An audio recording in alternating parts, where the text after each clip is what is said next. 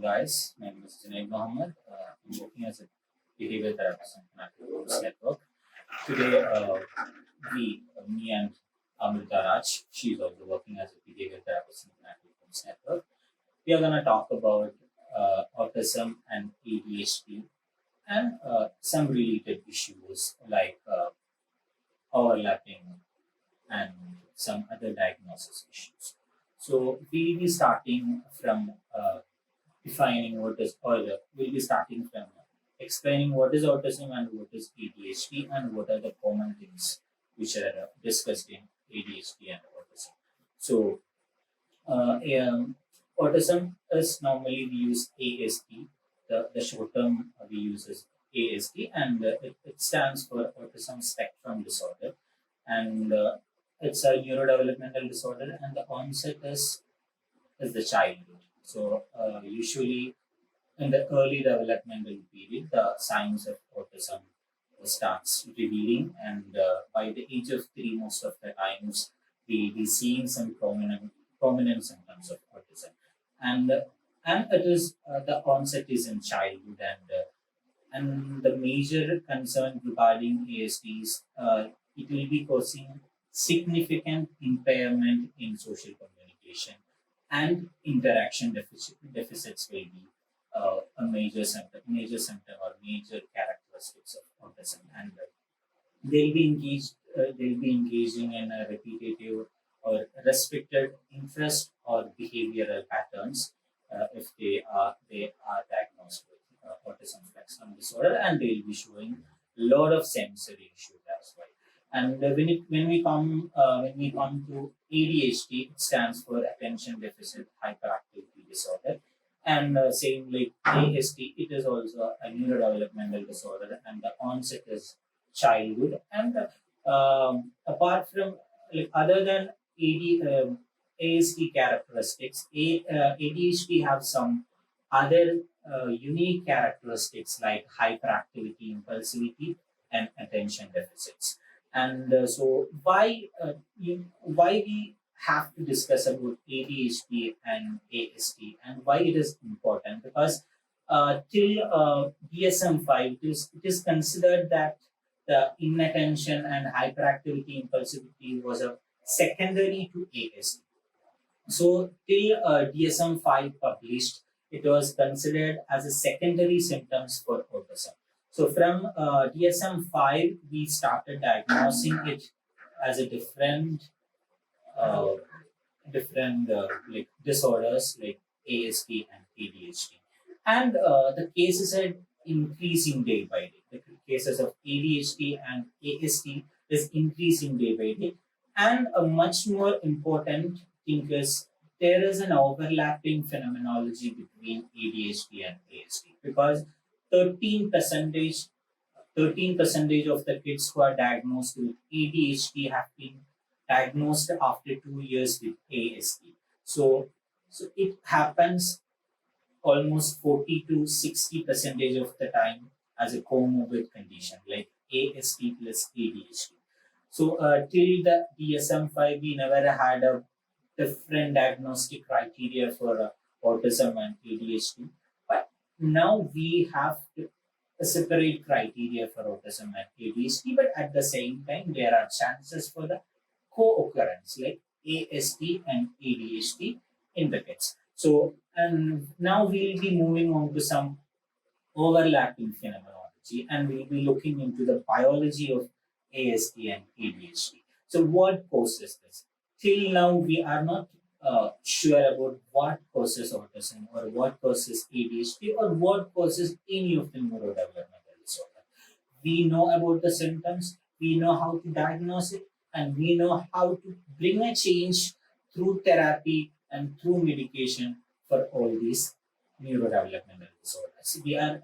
We can say that we are not treating the root cause of it. We are trying to treat the symptoms in order to decrease the symptoms. And so when it comes to the biology of this neurodevelopmental disorders, especially autism and ADHD, both are genetical disorders. That means there's a shared genetic heritability in both autism and ADHD, and there is a shared significant impairment in social functioning and executive function. These both things is common in ADHD and ASD, and both are neurodevelopmental disorders as well. So when we consider autism and ADHD as separate entities, there are certain things which connects both of them, which and that those things are overlapping in both ADHD and autism, and there are issues, there are overlapping phenomenology in terms of their biology, in terms of their social functioning, in terms of their cognitive functioning, in terms of their social interaction, and in terms of their psychological background as well. So we'll be talking about social functioning. So how overlapping phenomenology happens in social functioning.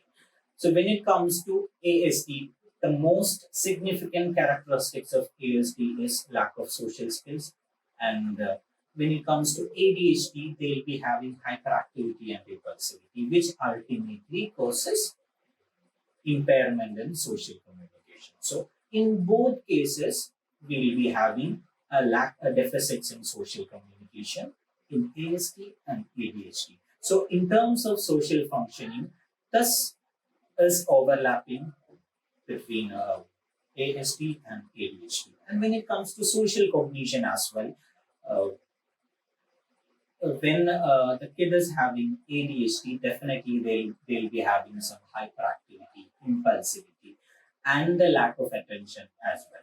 So the lack of attention is definitely going to affect the social cognition of the kid, and it is going to affect the social perception of the kid as well.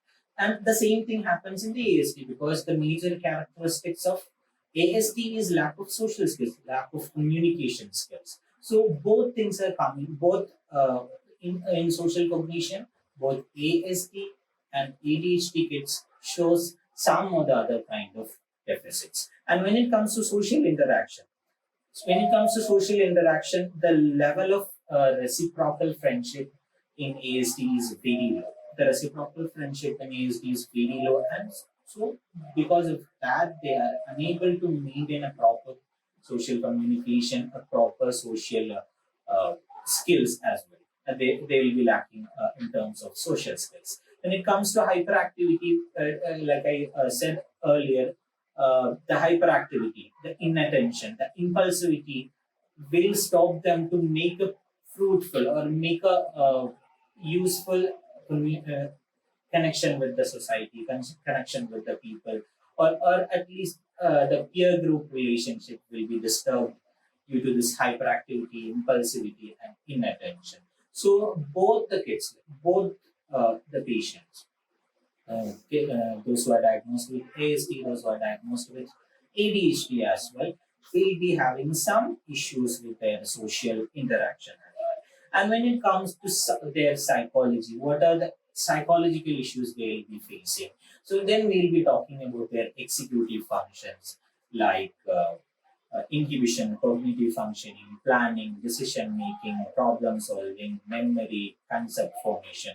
So ADHD kids have more issues with inhibition and planning because they are restless, they are hyperactive, they doesn't want to sit back, relax, think about what is happening in front of them and come up with a possible solution, because they always have that impulsivity to do the things immediately and complete the task whatever they are getting.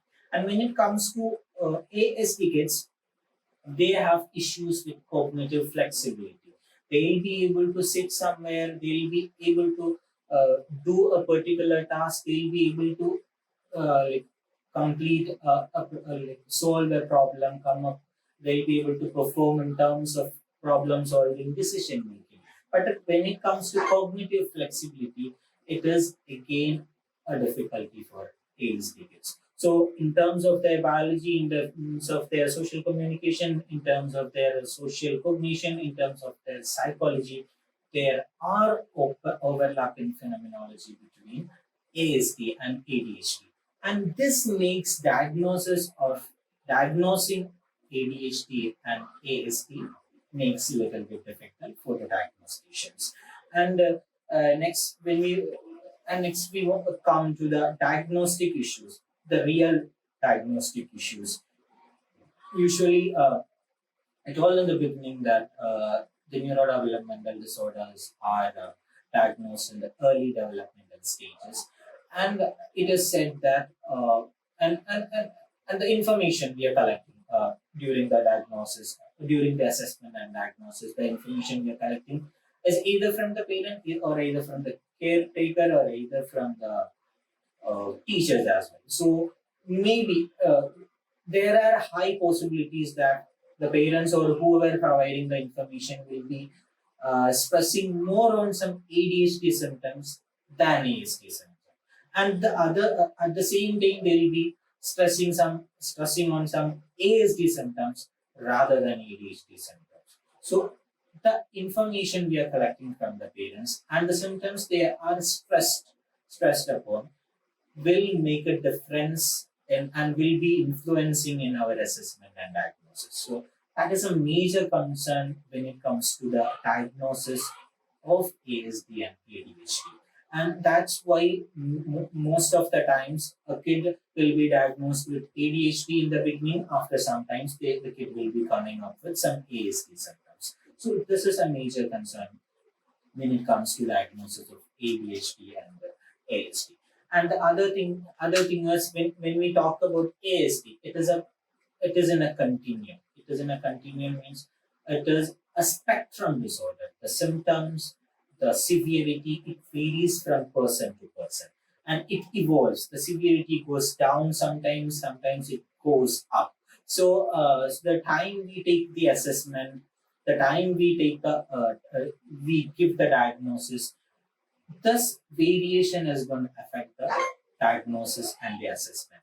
And the third thing is there are common factors in ADHD and ASD like speech delay and heightened sensory responses, defiant behaviors, and problem with regulating their emotions, difficulty with planning, and inhibiting the behaviors. They doesn't want to inhibit a certain kind of behavior in order to behave well in a society, in a group. They'll be showing, they'll be expressing whatever they are feeling inside without any second thought. So these are some of the common things which comes when we are diagnosing ADHD and ASD, which ultimately causes some difficulties in giving a proper diagnosis whether the kid is having ADHD or ASD or ADHD plus ASD, because this happens as an overlapping phenomenology in ASD and ADHD. And when we talk about ASD as well, when we talk about ASD as well, it is proven that we have uh, we have we have methods to treat ASD kids. We have methods to treat ADHD kids. And the other thing is there are pharmacological methods for autism and ADHD, but I'm not going to stress on pharmacological methods. But I'll be talking about some non-pharmacological methods which we use for the treatment of ADHD and ASD patients. And it will be like if it is ADHD patients, if the ADHD patient is an adult, we can use cognitive behavior treatments, and for the kids we can use some uh, social communication skills and peer group skills, turn taking skills, fitting skills, and for ASD as well we can make them learn some social skills, how to be in a group, how to mingle with the other people, and social reciprocity as well. So I think it is useful. Thank you for this. Autism spectrum disorder, psychological problems are troubling approximately 80 crore people across the world. Could endanger your children's future too. Pinnacle Blooms Network is probably the only chain of child development rehabilitation therapy centers offering smart goals-based speech therapy, occupational therapy, behavioral therapy, psychological counseling for kids to be part of mainstream society and bring smiles into their families. Pinnacle's Mirracle is 360-degree patented digital platform to bring technology for empowering kids with special needs. Pinnacle Blooms Network is special edu healthcare unit of Bharat Healthcare Private Limited, Government of India's prestigious Startup India awarded futuristic health tech organization. Largest team of proven therapists ready to work with your kid. Contact us today 9100 181 181 for free assessment.